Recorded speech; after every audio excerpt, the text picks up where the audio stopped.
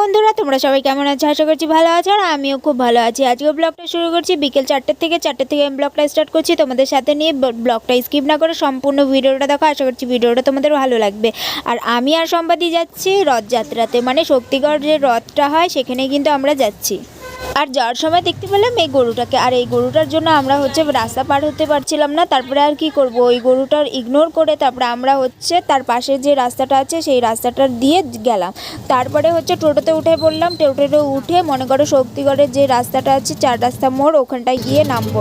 তো এই রাস্তার যেতে যেতে কিন্তু অনেক কিছু দেখে ফেললাম। মনে করো এটা গেট বাজার। তারপরে আর এতটা গরম পড়েছিল যে রাস্তাতেই আমাদেরকে দেখো রিয়েল জুস এগুলো দিচ্ছিল, ফ্রুটগুলো। তো এগুলো নিয়ে নিলাম দুটা নেওয়ার পরে এই যে দেখো শক্তিগড়ের যে মাঠটা আছে এই মাঠটা ক্রস করে তারপরে আমরা যে শক্তিগড়ের যে মেলাটা হয় সেখানে গেছিলাম। তখন দেখি যে জগন্নাথ আর ওরা ভাই বোন মিলে ঘুরতে গেছে, মানে এদিকে ওদিক ঘোরায় তো রাস্তা দিয়ে, তো ওদিকে ঘোরাতে গেছিলো। তারপরে তো আমরা অনেকক্ষণ দাঁড়িয়েছিলাম এখানটায়। তো ভাবলাম যে মেলাটা ঘুরে নিই। তো মেলাটা ঘুরছিলাম, যতক্ষণ না ওরা ঘুরে না আসে তো ততক্ষণ আমরা মেলাটা ঘুরছিলাম পুরোটাই।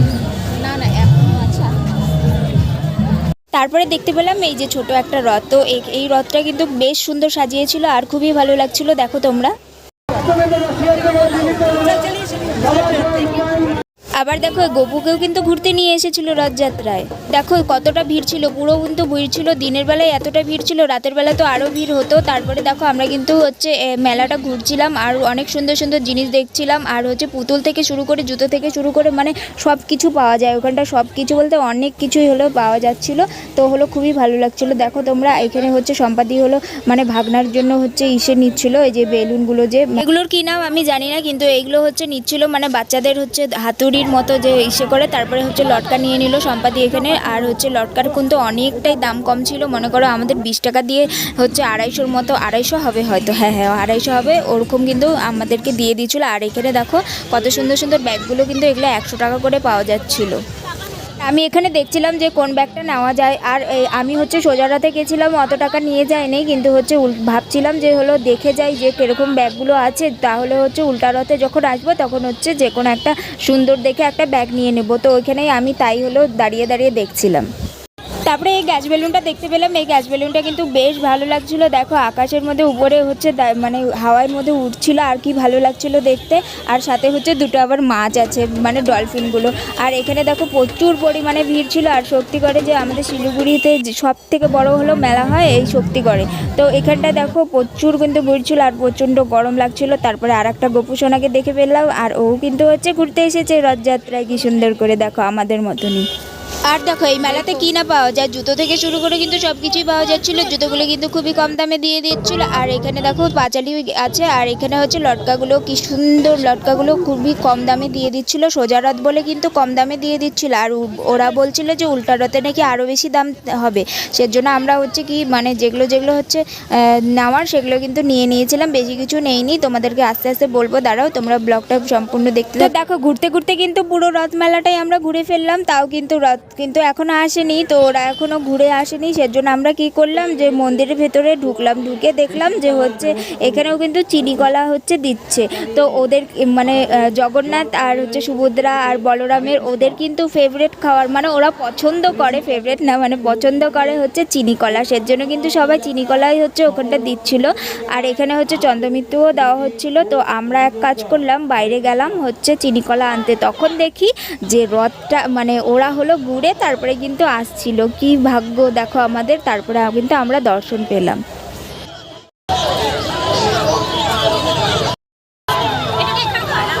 তারপরে আমরা চিনি কলা নিয়ে এলাম, আর চিনি কলাটা নিয়ে তারপরে আমরা মন্দিরের ভেতরে ঢুকবো। আর মন্দিরের ভিতরে যা ভিড় ছিল তোমরাই শুধু দেখো। এবং অপরকে দর্শন করার সুযোগ করে দিন। হরে কৃষ্ণ, আপনারা দর্শন করুন এবং মহাপ্রসাদের জন্য সুন্দর করে লাইন করুন। আপনাদের সবার জন্য মহাপ্রসাদের সুন্দর ব্যবস্থা রয়েছে। হরে কৃষ্ণ।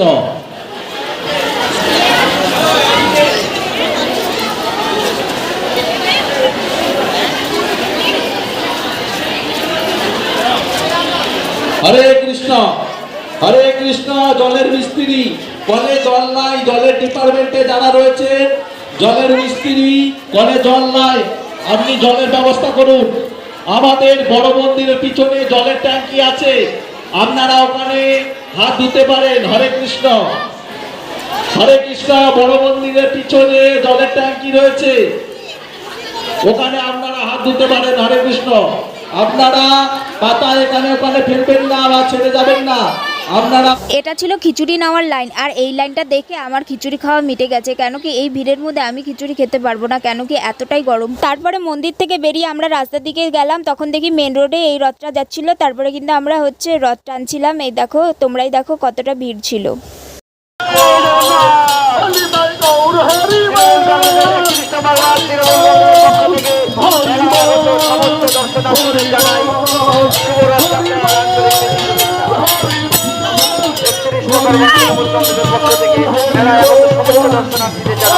আর এই রাস্তাটা দেখো, এই রাস্তাটা এতটাই ভিড় ছিল, মানে কি বলবো, এই রাস্তাটা দেখেই মানে কি যে মনে হচ্ছিল যে কতক্ষণে পার হবো। তারপরে পার হয়ে তারপরে আমরা এখানে জিলিপি কিনতে এলাম। এখানে তো লাল লাল জিলিপি।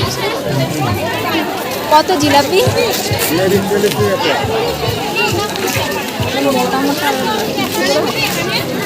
দাঁড়া আমি আর দেখো বাচ্চাদের এইটা কিন্তু কি সুন্দর চড়ার, আর এইটা দেখে কিন্তু আমাদের ছোটবেলার কথা মনে পড়ছিল, আর কি ভালো লাগছিল দেখতে। ছোট ছোট বাচ্চাদের জন্য এরকম আছে। তারপরে আমরা খাবো, তো খাওয়ার জন্য চাট খেতে গেলাম। তো ওইখানটায় চাট দিচ্ছিল, মানে বানাচ্ছিল, তারপরে আমাদেরকে হাতে দিল। এই দেখো চাটের এই অবস্থা। তো এটা 40 টাকা করে নিয়েছিল এক একজনের। খাচ্ছিলাম আর সম্পাদি আমাকে ভিডিও করে দিচ্ছিল, মানে আমরা দুজনেই গেছিলাম আর কেউ যায়নি। তো অনেকজনকে বলেছিলাম যে যাওয়ার কথা, তো যায়নি, তাই তো আমরা দুজনেই মিলে চলে গেছিলাম। আর এখানে দেখো কি সুন্দর লাইট জ্বলে গেছে, মানে সন্ধ্যা হতে চললো, আর প্রচুর ভিড় ছিল। আর এখানে দেখো নাগরদোল্লা আমি কোনোদিন চড়িনি, তোমরা কে কে চড়েছো কমেন্ট বক্সে কিন্তু অবশ্যই জানিও। আর আমি জানি না আদৌ আমি চড়তে পারবো কি না, তো দেখা যাক।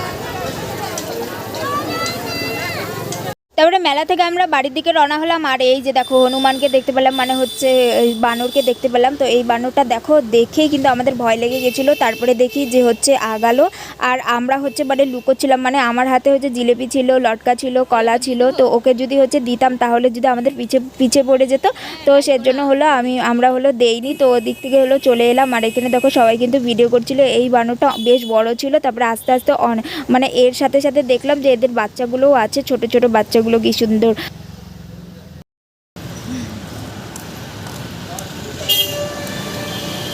ওই যে উপরে